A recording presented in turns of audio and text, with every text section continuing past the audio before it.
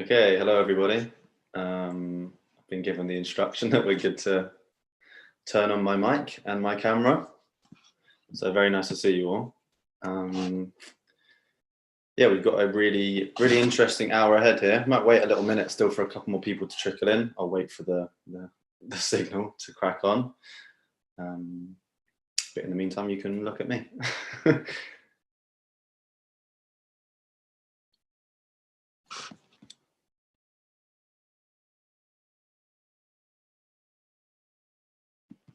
Okay, cool. So, yeah, I don't know if you guys want to also turn your cameras on now as well. I think we're probably good to have you all visible as well. Very nice to see all your faces as well. So yeah, so thank you very much for tuning in, everybody. This week we've got a great talk with these lovely folks here about the land in the UK and why we need to be understanding it, talking about it, as we're trying to deal with the climate and ecological emergency and the work that Extinction Rebellion is doing. We've got some very great guests with us today, this week. So yeah, we've got Nick Hayes, who is a long-time Rights to Roam campaigner, illustrator and author of the recent Book of Trespass, which has been very popular. Maybe some of you have read it. Takes people on a very beautiful journey into the private and fenced-off places of England and the kind of historical processes that led to those places being so privatised. Also got Guy Shrubsole, who's also a long-term campaigner around land-based issues, author of Who Owns England, well-researched account of land ownership in the UK, and just kind of looking into these, looking into land rights basically, and finding information that was previously very hard to find. Nick and Guy are also co-creators of the Rights to Roam campaign, which they'll be discussing a little bit today. And we've also got Lizzy Horton here, who's a long-time XR volunteer, done loads of amazing actions with the organization. Recently, some of you maybe saw the blockade of Elbit Systems, the Israeli company who's manufacturing drones that they're using in Palestine. And the press action before that, the blockade of the Murdoch press, as well as a host of organizing work for the organization, who recently started working for the Kindling Trust in Manchester, where they're trying to develop sustainable food systems for Greater Manchester. So yeah, really amazing lineup we've got today. And got an hour. We're just going to start with a sort of just kind of a chronological order really of discussion around the land, and introduction with a kind of focus on the past and what the kind of historical struggles were in the UK maybe, and why we're kind of in the position that we are today. And then going up to the present and the work that Guy and Nick have been working on, and the kind of the books they've written and all of the research they've done that has gone into those different projects and what they've started as a result of that kind of work. And then looking to the future after that and what Extinction Rebellion has got coming up in the future and what actions we're planning to try and promote these conversations and take them further and kind of contribute to all the great work that has already been done on trying to get conversations going around the land and gaining more access to it and using it in a better way, managing it more efficiently, all these different things. And and then take some questions from the audience here while you've got the opportunity to kind of mine these folks' brains and all of their ideas around what we can do with the land. So yeah, we'll just kind of open up with a question that I would be curious to ask you guys here, in my kind of looking into the land in the UK and what the kind of the processes are that have taken place that have drastically changed what the layout of the land has been in the UK. There's often reference to the commons, where previously people were able to access the land commonly. And just really want to see if you guys can kind of give some insight into what the commons means to you, what it's historically meant, and how people have kind of it feels like there's a rich heritage in the UK of struggling to kind of hold on to the commons. And just wondering if you guys could give some insight into that. Whoever's wanting to step forward for that one. Yeah, Guy, if you want to go for that one. Kick off, So thanks very much, Roman, for inviting us to be here. The commons. So the common land used to cover, in the time of basically Shakespeare writing his plays, used to cover about 30% of England. And over the successive 3 or 4 centuries, that was massively diminished, massively shrunk to what we have left now, which is about common land covering about just 3% of England. And the process of that land disappearing from being common land to being privatised essentially is what we call the process of enclosure. And the enclosure movement was essentially the landed gentry and the aristocracy, sometimes enabled by Parliament, who was at the time very much a landowning body. You had to own land in order to be able to vote, even to vote in Parliament and get a seat in Parliament. Basically enclosing land that was held in common, that was used for common grazing rights and for smaller scale farmers to be able to graze their livestock on the common, or to use it for accessing other things that were needed. It was kind of like an early welfare state in many ways. It was the kind of the safety net that underpinned medieval England. And it was essentially a massive act of privatisation by the landowners of the day. And in order to privatise it and make it into, particularly into things like sheep farming, which was very profitable at the time, the wool trade was very profitable, and a huge amount of this land was enclosed, privatised, and we're only left with fragments of it today. And common land, I think, remains really, really important. Particularly, I think, of relevance to what we're talking about tonight is around access. Now, access, there's a right of access to all common land for everyone, and almost an extension of the historic idea of commons from being just about people who lived in the area and having access to it for being able to graze sheep and cattle on the land, to something where today everyone has a right to roam on common land. And they were some of the first bits of land that got a right to roam on. Cool. Can I add to that as well? Yeah, definitely, go for it, man.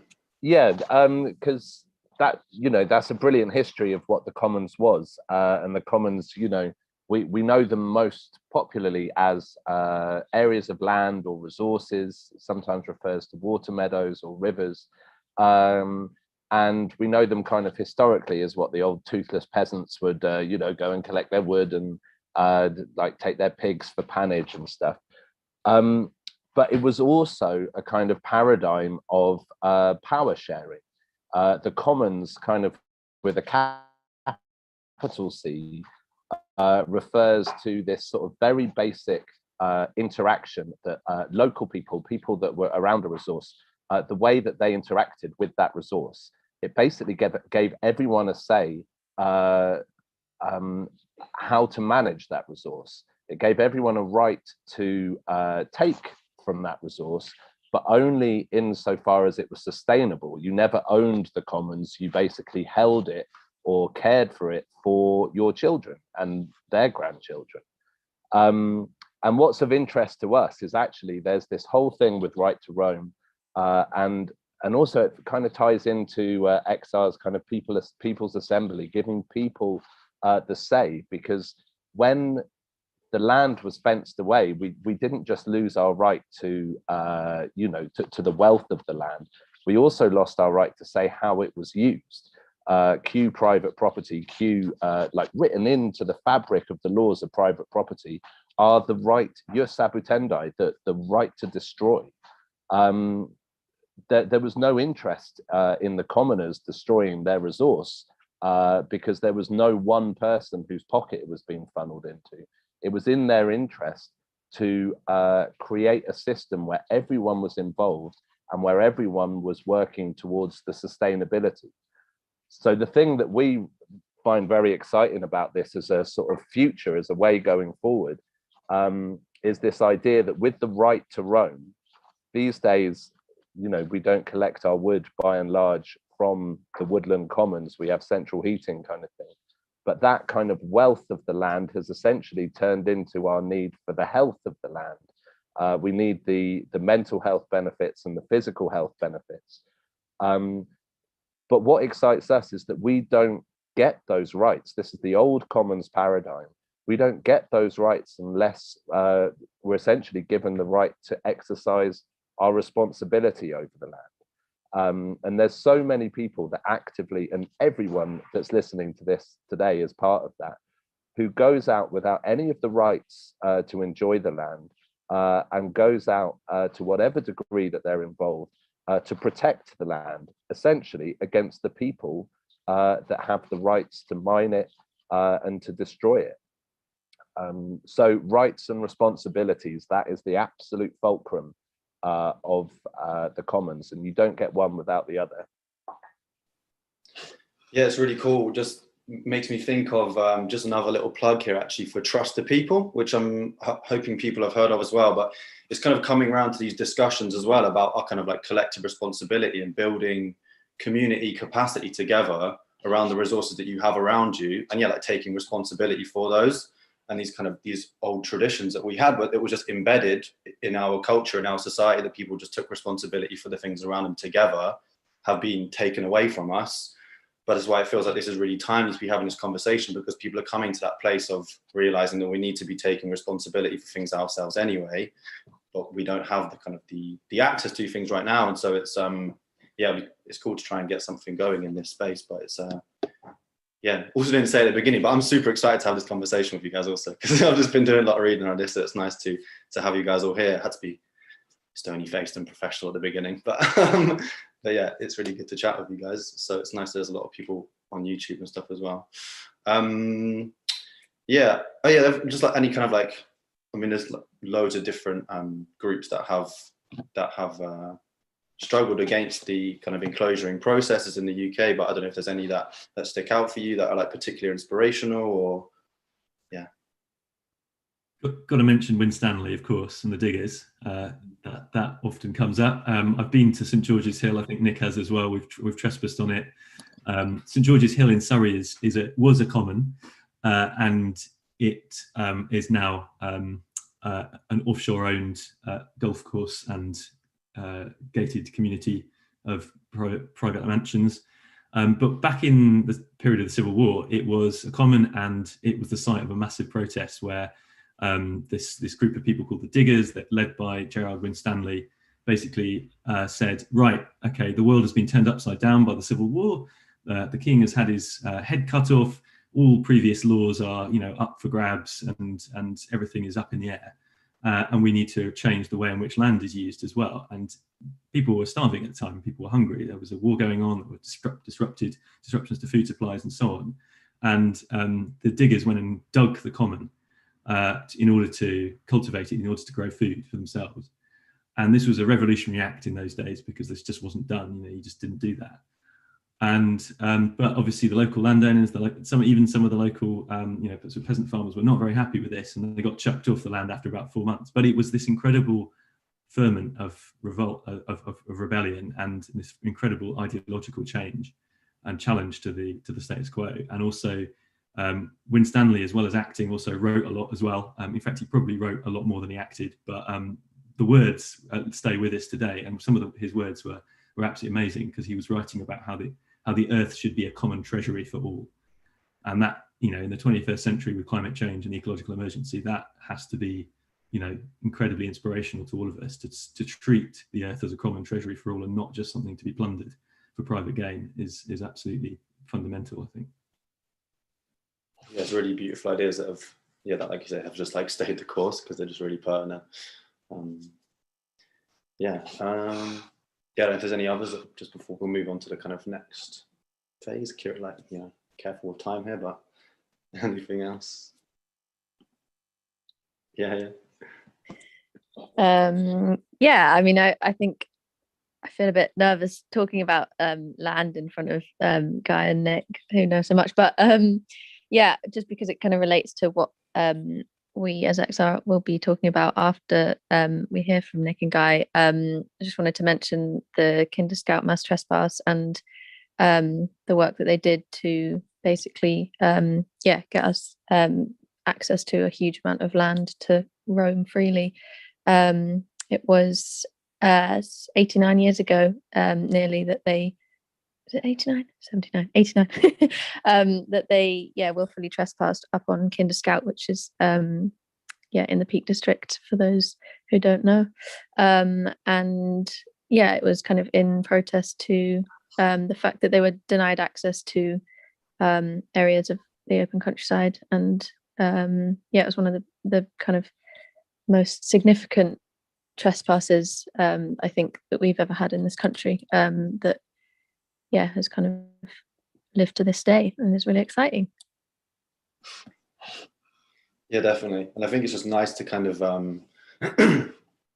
There's another conversation that I think I've come across a lot in kind of like the work I've been doing is about storytelling and the importance of it, and just like, you know, remembering these stories that we have, because it kind of just makes us who we are and it makes us stronger in the things that we'll be doing next. So, and yeah, I hope you don't mind me saying, Guy, that I kind of came across these conversations at an action that you organised last year in Hebden Bridge as well. So it's nice to, yeah, just be kind of like talking about it some more, because land wasn't really something that featured in my imagination before kind of this last couple of years. And so it's nice to try and like take it further and, yeah, hopefully introduce it to more people, really. So yeah, that's the past. Yeah, had enclosures and people being fenced off from land, it all being privatised. Gerald Winstanley and the Kinderscout mass trespass, some great stories of kind of uprising against these processes. And then we'll kind of shift to the present day. And then we have some incredibly intelligent folks like yourselves who have been doing all sorts of research, writing all kinds of books about what we can do in the present day and kind of keep these traditions of struggle that are very, yeah, really important in the UK going.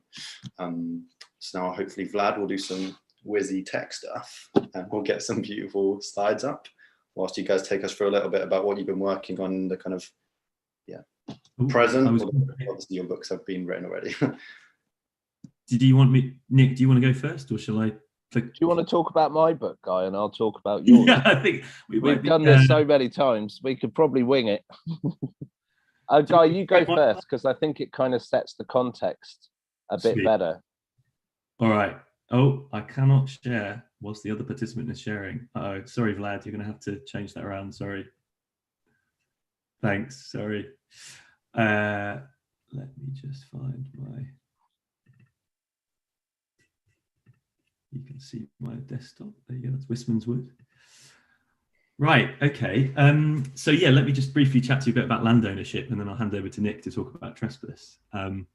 So this is my book that came out the other year, and I just want to tell you briefly about 4 big truths about land ownership, which I think are useful to bear in mind, and reasons why we should care about who owns land and how we use it. Oh no, hang on. First one, sorry, before I go on. The first truth to remember about land ownership in England and the rest of the UK is that it remains a very big, dark secret. It's really, really hard to find out who actually owns land. And we've got, the government has got an official land registry, the official place where land ownership is registered. It was set up in 1862 in the middle of the Victorian period, and it still hasn't actually finished doing its job properly. It's still not actually complete. And that's one indication of how land ownership is a big secret, and the powerful people who own land want it to remain so. Even if even the land that has been registered with the land registry, you have to pay to be able to see. There are 24 million land titles with the land registry. You have to pay £3 to find out who owns each one. That means you have to pay £3 to find out who owns a field or a building, times 24 million, something like £72 million if you wanted to find out who owned all of England and Wales that way. Pretty difficult to do. I didn't have that money to hand when I came to start writing this book, so I tried to use alternative methods like freedom of information requests to public bodies and various other workarounds and finding maps buried down the back of websites and all these sorts of things. So I'm not going to go into that here, because you can read the book for that if you really care about that. But what the second thing I wanted to say, second big truth about land ownership in England today is that it remains incredibly unequal. And by my best estimate, about 1% of the population of England owns half the land. And you can see in this little graphic here how it roughly breaks down. And the aristocracy there still owning about a third of the land of England. Many of those families got the land as a result of the Norman conquest, or as a result of the enclosure of the commons that we were talking about earlier, and it's been passed on down through the generations. And so this idea that we're all living in a meritocracy, a property-owning democracy, it's not quite true. You can see how much land is owned there by homeowners, about 5% of England. Millions and millions of people who, still lucky to own a house. Many of us obviously don't. But that amount of land is completely, massively outweighed by the land owned by corporations, by city bankers, by aristocrats, and so on. So it's unequal. And just another little illustration here. This is the county I grew up in, West Berkshire, nice leafy part of the home counties. In fact, it's also where Nick grew up as well. We're both West Berks boys. And most people in West Berkshire live in Newbury, in the middle there, shown in red, but most of the land is owned by 30 landowners, some of whom are very wealthy and indeed. And Newbury, when I was growing up there in the 90s, Newbury was a big site of land struggles, and particularly the Newbury bypass. Here's a picture of a protester hugging a tree at the Newbury bypass. The people might have been sort of thinking a bit more about the Newbury bypass again recently because of the HS2 protests and Swampy down the tunnels with HS2 Rebellion, which is fantastic stuff that they're doing there. But to me as well, when growing up, when the Newbury bypass was happening, all the protests were happening, I think was an early indication for me that landowners are not necessarily the greatest stewards of the land always. And that's my third truth that I wanted to share with you, which is that, yeah, landowners are not always, particularly big landowners, are not always good stewards of the land, despite what they tell us and the sort of the mythos around that. This is an investigation I did for Friends of the Earth when I was working there last year, working with an amazing botanist called Tim Harris, who together we mapped the land owned by the 10 biggest institutional landowners in England, and then we looked at the habitats that they own. And it turned out that we were looking at woodland particularly, and it turned out that the Church of England and the Duchy of Cornwall, which is Prince Charles's estate, came last in that ranking of landowners. The Duchy, despite all the trees that Prince Charles has no doubt planted by hand over the years, the Duchy of Cornwall has only 6% woodland cover on its estate, and the Church of England have only 3% on land owned by the church commissioners. So, you know, you've got these big organisations, these big institutions. Prince Charles always talking about his environmentalism, and I'm sure it's heartfelt, but you know, is it being followed through in terms of what's being done on his estate? The same with the Church of England. They have a target. They actually have a target to get to net zero by 2030. Probably one of the more radical net zero targets of any major organisation. But what are they actually doing with their land to be able to get to that yet? And lastly, I just wanted to say, and this really kind of hopefully segues into what Nick is going to chat about, is about land and access, is that the one big truth is that we, the landless public, don't have much access to land. We have a right to roam in England and Wales. It was introduced 20 years ago in the year 2000, but it's a very partial right to roam. It's over just 8% of England. And you can see where you have a right to roam in these areas in green on this map. Everywhere else, coloured in black, is essentially off limits. Sure, there are footpaths and rights of way, but this is the land over which we have a real right to roam, and trespass, the law of trespass, reigns over the other 92%. So with that, I'll just give you the URLs to the websites, and then I'll finish. Yeah, I guess we'll send out all of the pertinent kind of URLs and stuff to all of your websites after this as well. Sure, we've got people's pique their interests. But yeah, Nick, do you want to, if we get your slides up there as well? Yeah, thanks, Vlad, who's putting our slides up.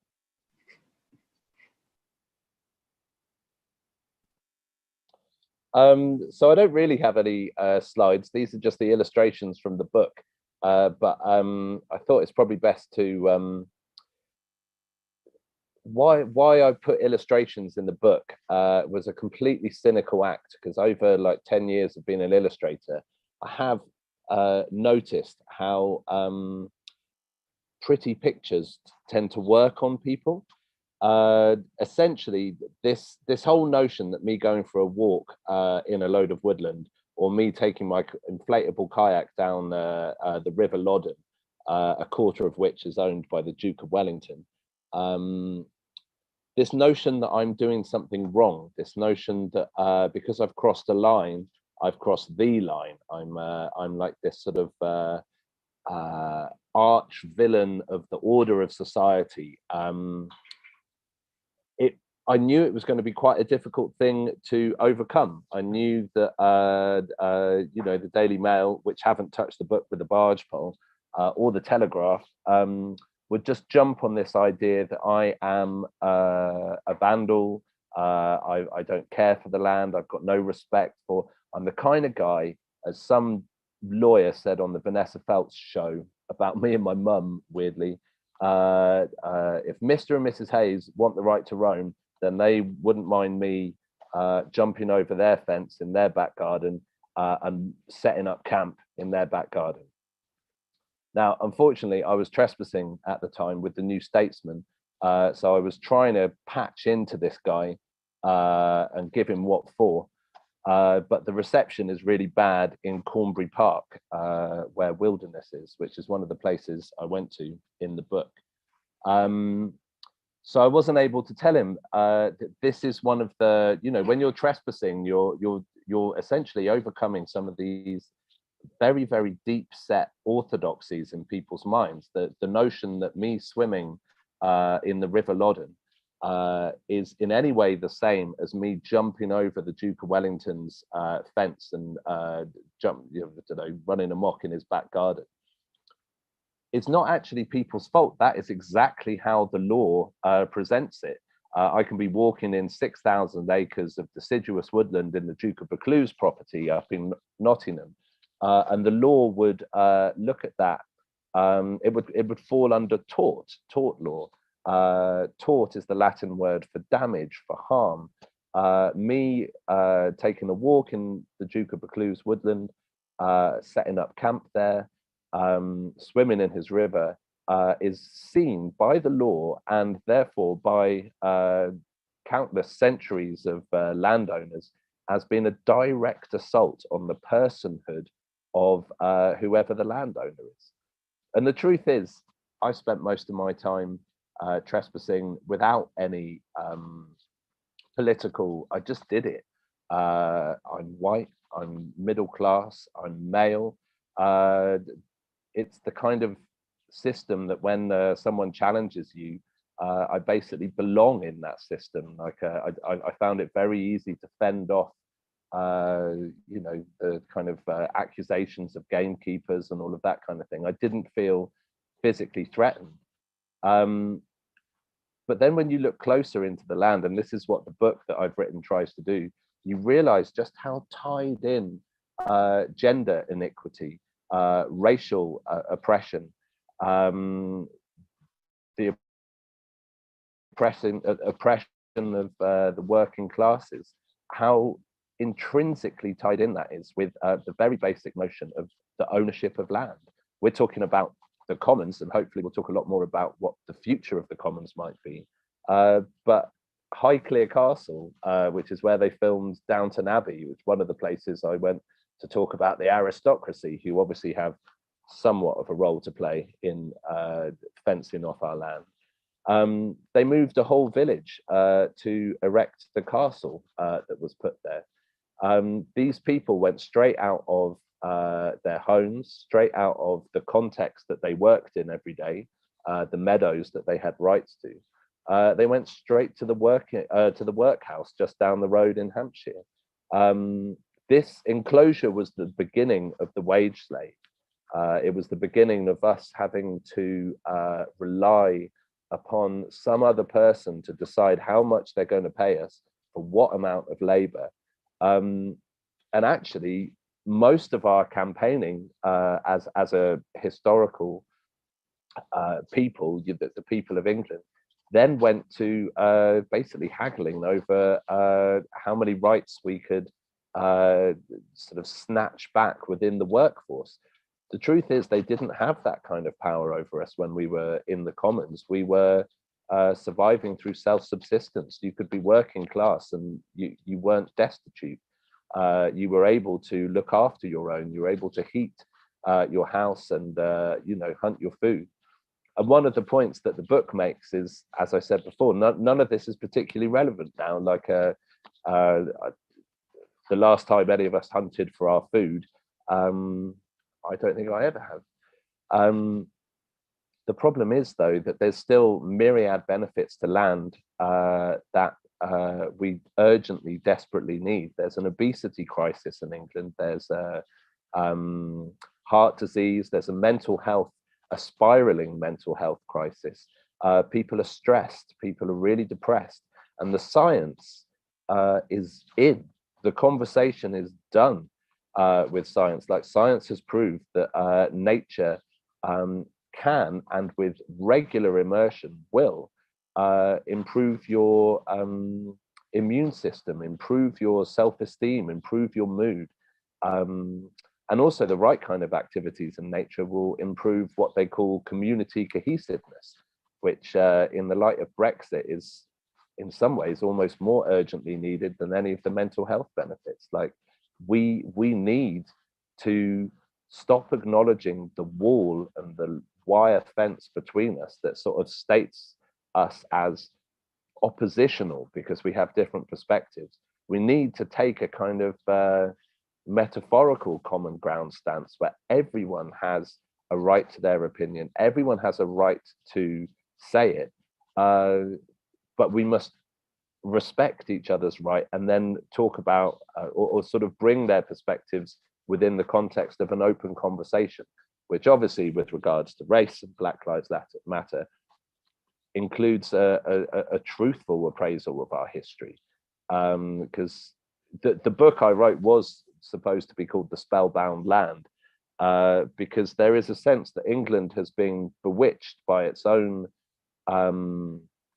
guff for too long. There's been a sense that, and something that I came to realize when I was writing the book, that this brand of England, this kind of definition that's placed upon us, costume dramas, Downton Abbey, the nation that freed the slaves, this is a definition that has been placed upon England, not by the commons and not by the commoners, who are essentially the people of England, but by the people that have sought to profit from enclosing the commons.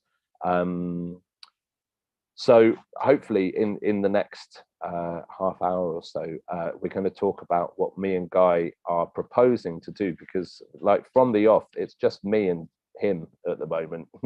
There's a load of allies that we've been speaking to, but fundamentally we don't pretend to have all the answers. We have suggestions and we have ideas, and we're going to go ahead and do them.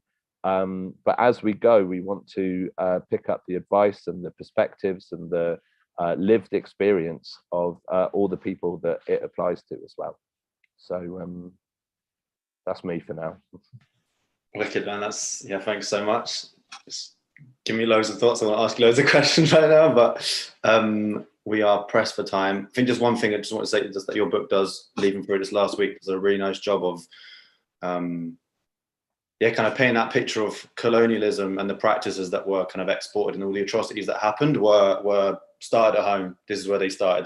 They learned those practices here in the UK through the process of enclosure, and then they kind of exported them and did all things all over the place. But yeah, these have also been subject to people in the UK for a long time. And just one other, just because you mentioned, Guy, just about house prices earlier, obviously this isn't a kind of a conversation about how people can't afford homes, but a stark truth of the way that land is run in the UK and the way that it is owned is people not being able to afford homes, not because of bricks and mortar being incredibly expensive in the last 10 years, but because land values have risen by 544% since 1995. Sorry, not 55, 1995. Far outpacing any real growth in incomes. Yeah, and yeah, another thing, by 2016, the cost of land accounted on average for 70% of the price of a home. It's just, yeah, just crazy figures. So yeah, like loads more things that I would like to say, but we will just go on to the future and where we are going next with all of these things that are kind of like just little pieces that we're picking up along the way here. Like, what can we do about all of these challenges that we are facing? Yeah. And actually, just one other point I did want to say, though, was actually just because Extinction Rebellion has also always done a good job, I think, of talking about the climate and ecological crisis. A lot of these conversations are about this ecological crisis that we are already facing, and we have some agency still. We have something to do about it in the UK. We have all of this land, and we have all of these natural landscapes, and it's about the decisions that we make right now and how we use them in the future, what we're going to do with them. And so, yeah, I guess kind of opening up that conversation about like where we're going to be going next might be a nice segue. Maybe Lizzy, if you want to talk a little bit about what XR is planning to do and trying to kind of, yeah, keep these conversations going and adding to them as well.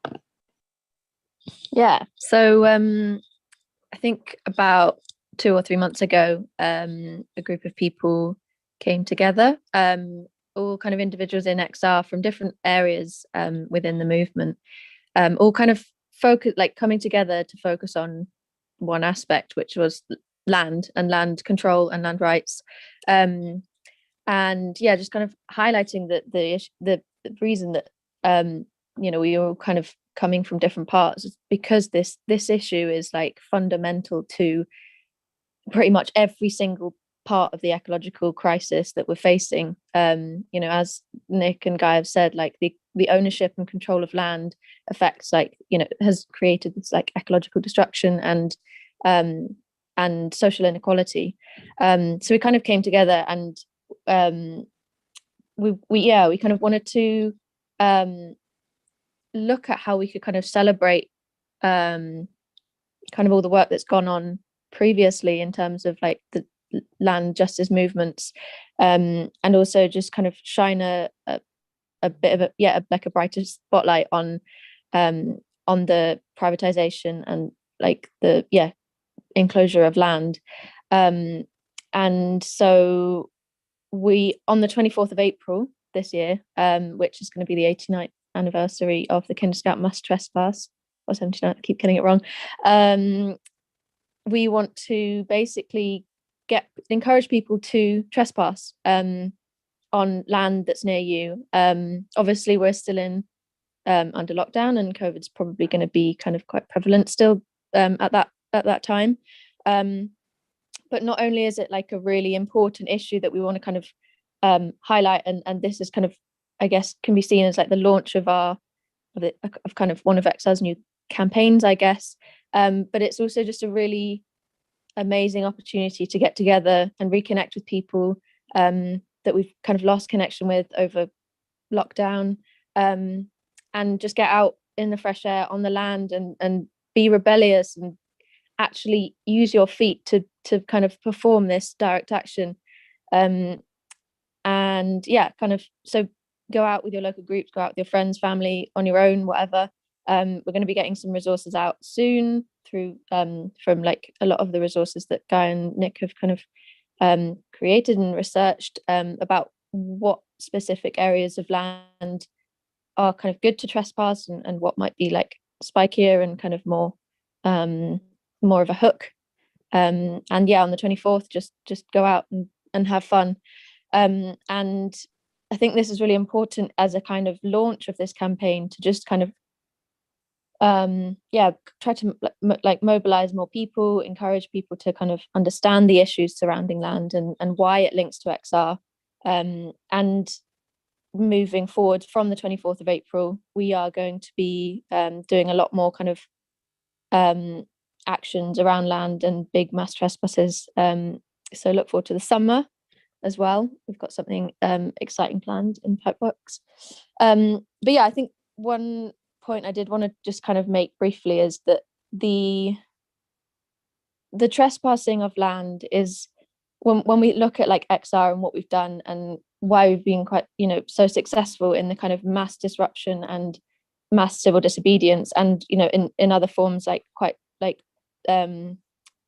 some forms of direct action, land offers this kind of really unique position where it's a very like, trespassing it is fulfilling what you want to do. You want to have access to this land. It's a completely direct action. You are using your body and enjoying the fact that you can be on this land by breaking down those barriers and walking on that land.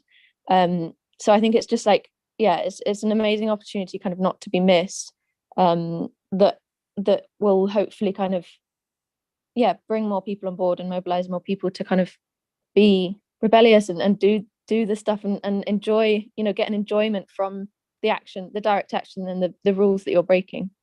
Roman, I don't know if you want to fill in. No, that's great. I think just key takeaway: 24th of April, get out there. We're going to put out a guidance doc as well to kind of give you some information, drawing on the work that Guy's done as well, kind of looking at who owns where in the UK, what kind of management practices they're using, because people are doing all sorts of terrible things on all this land that they have across England.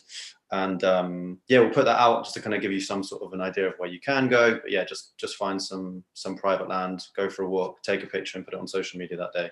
And that's the kind of the starting point for hopefully, a much lengthier conversation and series of actions that we'll be doing. But the questions are flooding in, so I think we'll kind of switch to that as well, and hopefully you guys can kind of talk a little bit about your campaigns in answering them. We'll just kick off with one of my own, just because I'm holding this thing, so I'm allowed to do that. And yeah, I'm just curious what you guys think, because I've been speaking to a few people about this topic, and, you know, trying to get something around the land going within XR, and people sometimes don't quite make the kind of, or they struggle to see the direct link between the imminence of the climate and ecological catastrophe, you know, and like, why would you not shut down an airport or a coal mine or whatever fossil fuel infrastructure and doing actions around the land? And also just kind of bundled in with that question is, there's, as we kind of have talked about it a little bit already, there's a really rich history of struggles against land misuse and abuse in the UK. You know, George Monbiot's The Land Is Ours campaign in the 90s. There's lots of really great work around all of these issues. Why has it not had more success? Why have these social movements not had more success, I guess? So what's the kind of the relevance for XR to focus on this stuff, and where have been the pitfalls from your perspective of previous social movements when trying to address land rights and kind of access to the land issues? Do you want me to kick off? Yeah, great. Cool. So yeah, I mean, I think partly, as Lizzie said earlier, land, I think, is at the root of pretty much everything we're talking about. I mean, it's related to the housing crisis, it's related to the inequality crisis, it's related to all of these things, and the health crisis that Nick referred to earlier. But I think particularly for what you're talking about, land is fundamental to the climate and ecological emergency. And absolutely, we should be, you know, stopping new coal mines being built, new runways being built. But we've already put too much carbon in the atmosphere. There's already way too much of it up there for the climate to be safe. And we have to drag it out of the atmosphere somehow. And the only safe way really to do that, without resorting to all sorts of ridiculous geoengineering and weird machines that we haven't invented yet to suck CO2 out the atmosphere, is to use trees, peat, and other natural habitats that do the job for us and have done for millions and millions of years. And at the moment, we're not using land in a way that maximizes the drawdown of carbon out of the air. We're using it for all sorts of industrial farming and things that are actually adding to the emissions. So we absolutely have to tackle the land crisis as part of the climate and ecological crisis. And I mean, particularly for me, I think our failure as a species to tackle the biodiversity crisis, the ecological emergency, alongside the climate crisis is so stark. There's really been almost no progress at all on tackling the biodiversity crisis, and that you absolutely have to deal with land. You have to deal with how nature has been used and abused by landowners and managers and by society at large. And I think we have to get to grips with that. And it's really exciting to see more and more people starting to talk about it. As you say, there has been a long history of land struggles, but I think often it has been seen as kind of like, well, we put it in the too difficult tray for a very long time. You know, of course, it's been fundamental to tackle fossil fuels, but you know, we are making progress on that in the UK, at least, with something, you know, things like coal being shut down. You know, coal mines are nearly at the end of the road, and obviously there's all loads of work to be done still to bring emissions down. But I really hope we're starting to see more and more people now realizing that we have to tackle the other side of the issue, the land, the drawing down of carbon, the restoring and rewilding of nature.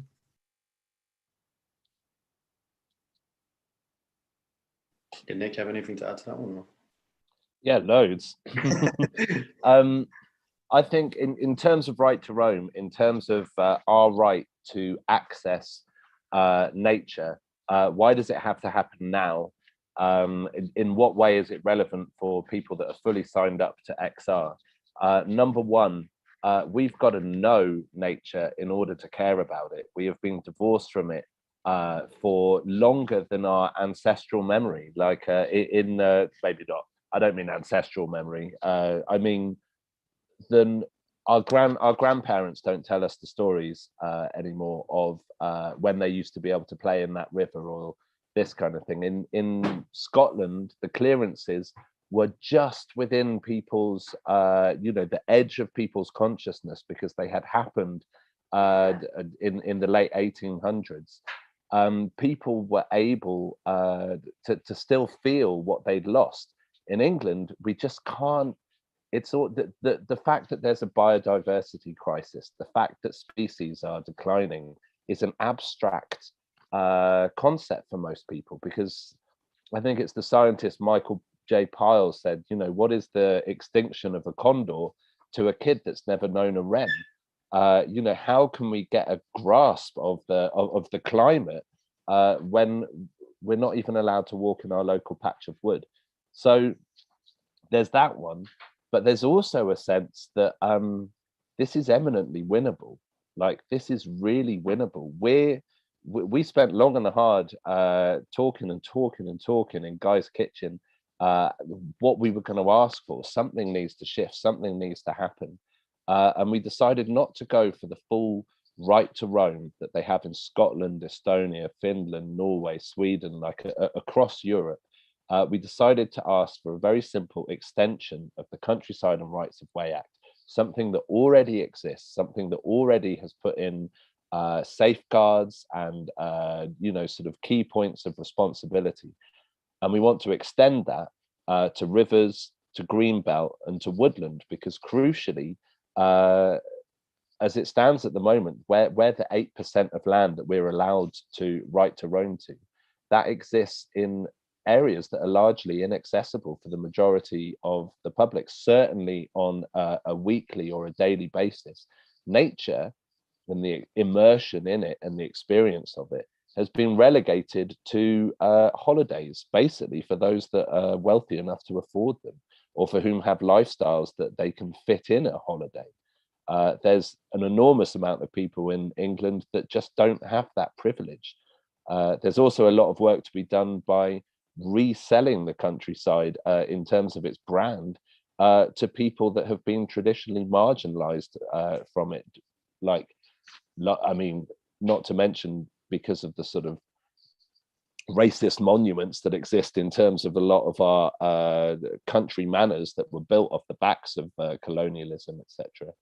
But not to stray off the point too much, the point is, this is something that we can win, and this is something that we can win pretty quick. COVID, the pandemic, lockdown has made it pretty visceral, pretty sort of lived experience for most people, just how desperately or how much they get from being able to go into the outdoors. That argument has almost been made for us. So we would love the people of XR to join us and for us to join you and to work together, because we really think it can happen, and it'd be such a great first victory. Yes, it's really powerful stuff there. I totally agree. We'll maybe do a few questions at a time this time. So I've got one here. Should we concentrate on radical land redistribution a la David Graeber, or implement a land value tax? Another one, was a question around government wanting to make trespass a criminal offence. It's more of a statement, but it's maybe somebody if just kind of give an update on that would be useful, I think.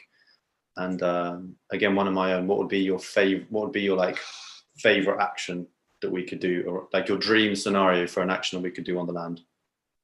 Can I jump in really quickly about land value tax? In about 3 years' time, once we've achieved the right to roam, get us back in and we'll talk about tax, because it is the single most radical thing. I would almost swap land value tax for right to roam in terms of the systemic changes that it would make to people and communities being able to empower themselves. But it's more fun at the moment to do right to roam. So and also people's orthodoxies will there's so much work that needs to be done in shifting people's perspective, in essentially that the idea that it's the community that generates the value of land. So why in hell are the communities not allowed some of that value back to put into their schools and their social structures? Guy, do you want to talk about criminalisation, and then we can both talk about maybe our favourite idea for trespass? Sounds great. Okay, cool. So as Nick says, right now, it should be pretty obvious to everyone, including the government, that everyone wants to be able to go outdoors. Everyone wants to be able to, once lockdown is lifted, to be able to go and enjoy the countryside. to reconnect to nature and to meet up again and have fun. But what they're actually doing at the moment is they're planning to criminalise trespass. So they're kind of going in completely the opposite direction, unfortunately. And this goes back to a pledge that was made in the Conservative manifesto before the 2019 election, and also a Home Office consultation that came out around the same time. And to cut a long story short, it is the legislation that they're talking about, the measures they want to take, absolutely is squarely, they're trying to target the already marginalised and discriminated against traveller community. And they're talking about it in terms of criminalising illegal encampments. But what they're also clearly trying to do here, but they're not saying necessarily out loud, is they're trying to criminalise protest camps. And if they're trying to criminalise protest camps and trespass with intent to reside on land, does that mean also that wild camping is going to be criminalised? And if you actually go with just what they put in the government put in the manifesto, in the Conservative manifesto, it was even bolder than that. It was, we will make intentional trespass a criminal offence.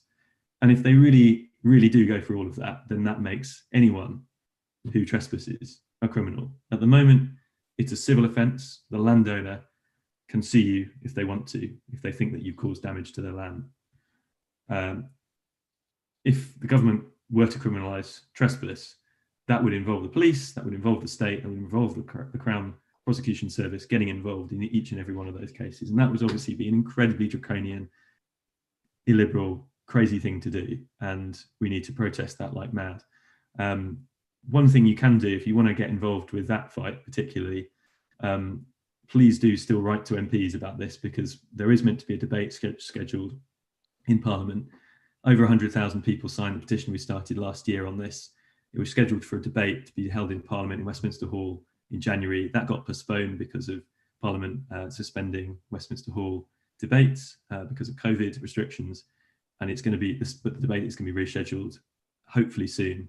And we really need loads of MPs to go along and voice their constituents' views that they don't want to see this happen at all. So that's probably about it on criminalisation of trespass. Should we go to the last question? Nick, do you want to go first on that?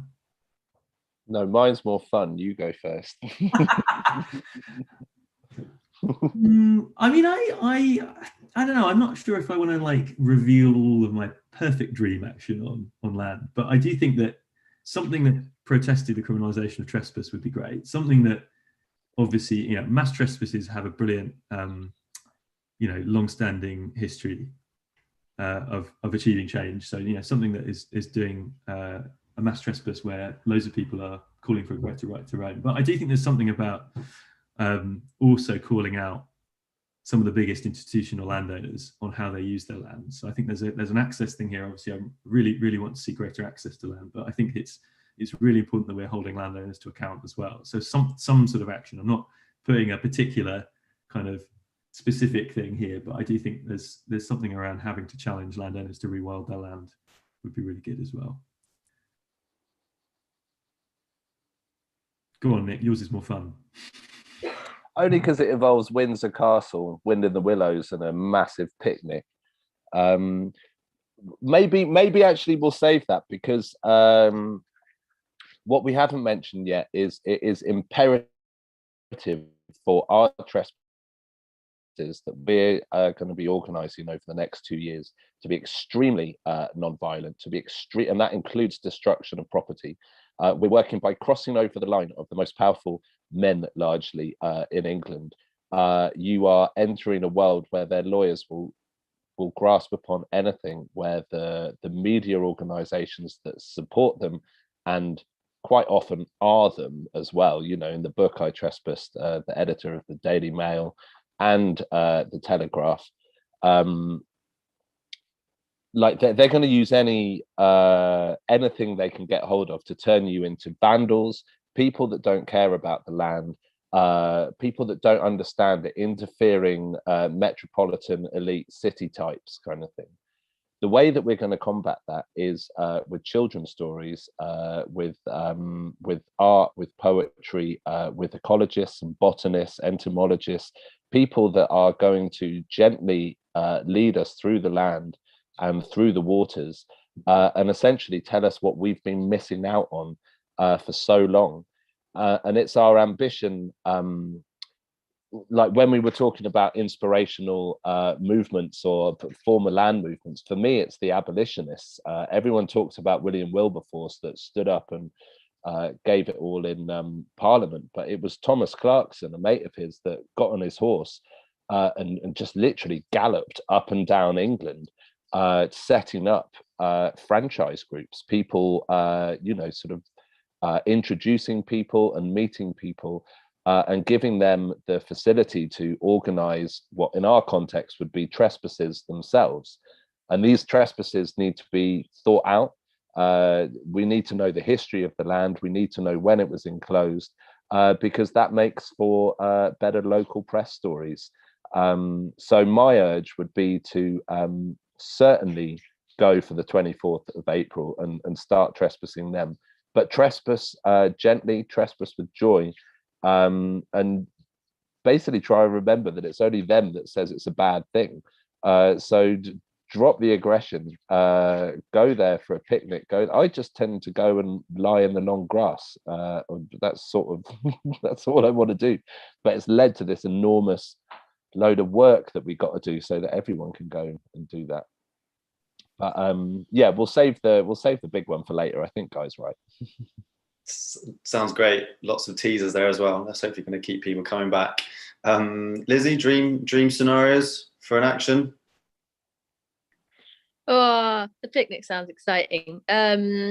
Yeah, I don't know how much I can add, how many of my dreams I want to really share, because I think they're going to hopefully become real if we get this out. But yeah, I mean, like the 24th of April is a pretty rad and awesome action, I think, that we can all do. And yeah, I just want to kind of pick up on one of Nick's points. Like, a lot of what we do in XR is breaking the rules, and these rules are ink on paper. Like, you know, the police ask us to move out of a road. Like, who says that? Who says we can't be in that road? I mean, you know, we're blocking traffic. Okay, but like, it's the same deal. Why can't we be in this field? Why can't we swim in that river? Like, you know, I don't know. It's just like the kind of foundations. But I think, like, ideally it would involve like so many different organizations that are kind of fighting for social justice, ecological justice. You know, land is as we have kind of seen, something that underpins literally everything.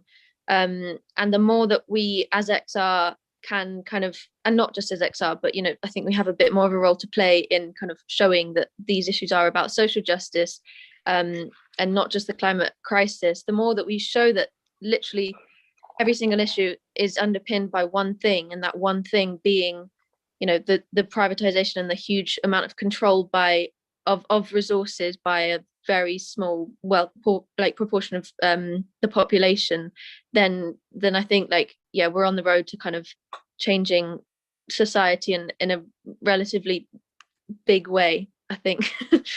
Ideally. Yeah, great. Sort of out of time there. There was two thoughts I just wanted to leave people with, and I think we're going to have one of Nick's beautiful illustrations just to end with. But just before we go, there was just two things. One is kind of like material, sort of scientific information for your kind of like practical, like rational mind. Another is a nice quote to kind of spark your imagination and hopefully get that fire going after all the kindling that these guys have laid out for us about why we need to be doing stuff on the land. So the first one was from Johan Rockström, who's leading climate scientist, and he's recently just kind of been looking at the evidence of where we are on the 12 tipping points that we know.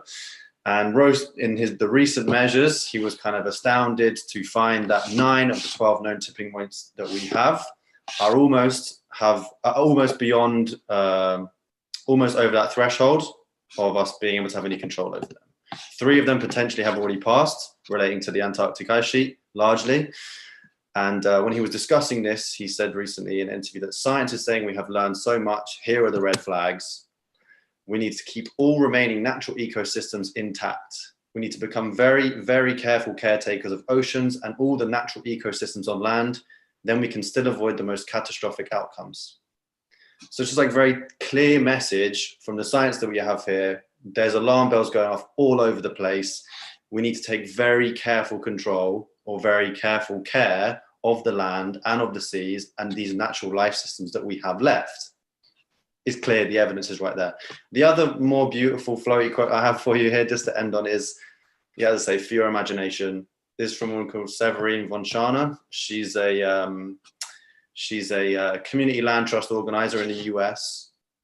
And she says that I want to encourage everyone to know that the conspiracy for land liberation brings with it very special power. I think that's lovely. Hopefully these guys have started that conspiracy for you, and we're going to continue it together.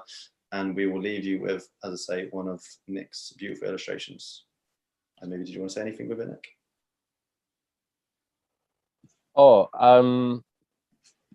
Essentially the whole point of this illustration, we don't take a step forward over the line of private property, as far as myself and Guy are concerned, unless we are actively reaching out to BIPOC communities, working class communities, immigrant communities. The Kinder Trespass that you, Lizzie, mentioned was led by a Romanian Jew.